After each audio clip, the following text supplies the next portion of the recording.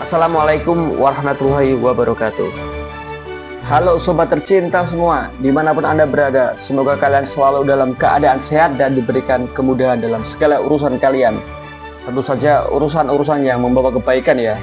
Oke, tanggal 8 Juni lalu terjadi sebuah kejadian yang memprihatinkan dan kocak juga, tapi lebih memilukan sebetulnya. Karena di tengah-tengah kabut perang Gaza antara Hamas dan Israel, ada sebuah misi penyelamatan yang menjadi headline di berita-berita ataupun di surat kabar Israel dan juga negara-negara kroninya. Bagi pasukan Israel atau pasukan Zionis Israel, operasi ini disebut sebuah operasi yang super canggih, kompleks, dan berani.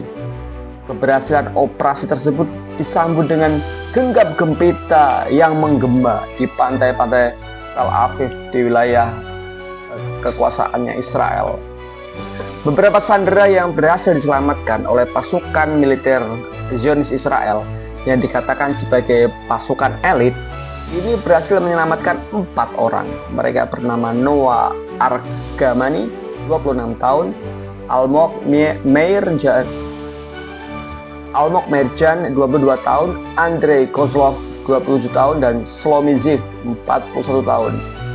Banyak masyarakat di negara Zionis Israel atau mungkin di belahan dunia lainnya yang bangga dan terharu dengan keberhasilan pembebasan tentara Zionis ini.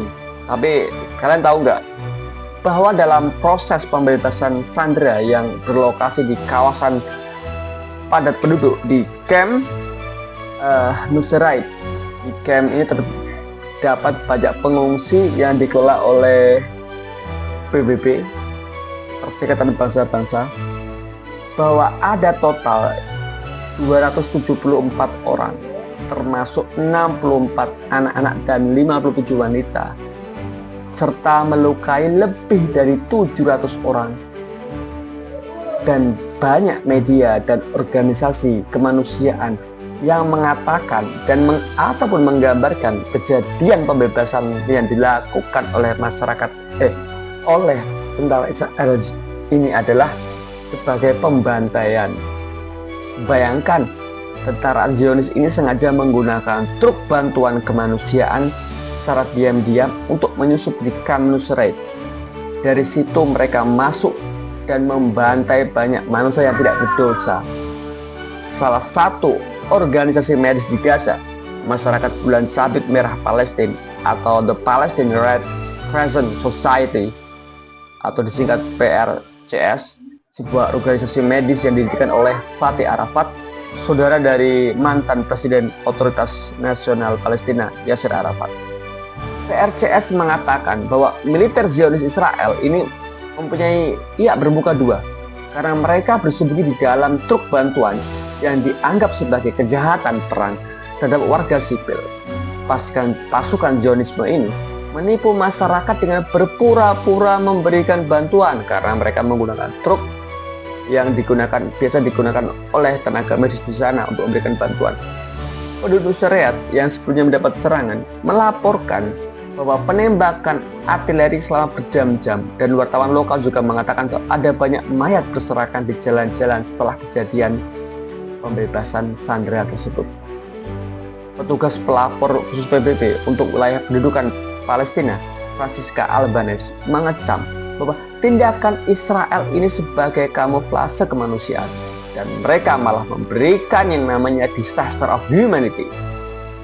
Meminjam kata dari Rocky Gerung, seorang pakar politik dan juga filsuf, bahwa memang sebuah kedunguan di mana pembantaian manusia dengan dalih operasi militer untuk menyelamatkan 4 sandera dianggap sebagai keberhasilan, di mana rasa kemanusiaan mereka, dan mereka adalah negara-negara yang mengagungkan human rights dan menganggap sebagai negara yang beradab. Ya, itu adalah sekelumit tentang sebuah kisah di dunia ini. Dan hari-hari ini selalu ada kita bersinggungan dengan cerita seperti ini. Jadi kita harus tahu bahwa di belahan dunia sana ada sebuah masyarakat yang secara rasa dan juga mereka teralienasi. Tidak cuma teralienasi, mereka mengalami gempuran secara masif. Mereka mendapatkan kekerasan secara fisik dan kematian. Maka kita akan ditarik, bagaimanakah, di mana empati kita, di mana rasa kemanusiaan kita ketika kita melihat saudara-saudara juga manusia diperlakukan seperti tersebut. Jadi semoga saja apapun yang terjadi, resolusi yang dihasilkan nanti, resolusi 2 negara atau apapun itu nanti yang akan diusulkan oleh PBB, dan saya sangat support sekali bagaimana pemerintah kita, pemerintah Indonesia memberikan banyak support untuk kemerdekaan Palestina yang secara diakui, secara de facto dan de jure juga. Dan semoga apapun yang terjadi, kita akan selalu berdoa demi terjadinya kedamaian di bumi Palestina. Terima kasih dan sampai jumpa. Untuk teman-teman yang belum subscribe, silahkan subscribe, dan semoga kita selalu bisa menghadirkan sebuah konten-konten yang bisa mendapatkan manfaat dari itu. Terima kasih sebelumnya. Wassalamualaikum warahmatullahi wabarakatuh.